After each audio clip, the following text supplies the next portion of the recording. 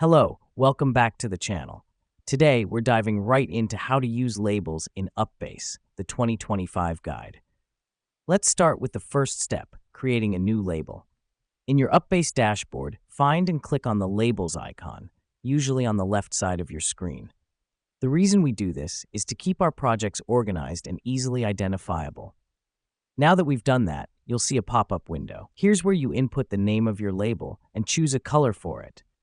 This helps us because color coding your labels can significantly speed up your navigation process within your projects. Next up, we're going to assign this label to a task. Navigate to the desired task and click on the label icon. A list of your created labels will appear. Simply click on the one you want to assign. Let me explain why this matters. Assigning labels to tasks helps you filter your tasks based on your preset categories, making tracking progress a breeze. Now, you might wonder what happens if you need to edit a label. It's quite simple, really. Go back to your Labels section, find the label you want to change, and click on the Edit icon. This allows you to change the label's name and its color. Here's what's happening behind the scenes. UPBASE immediately updates all instances where this label is used, saving you the hassle of manual updating.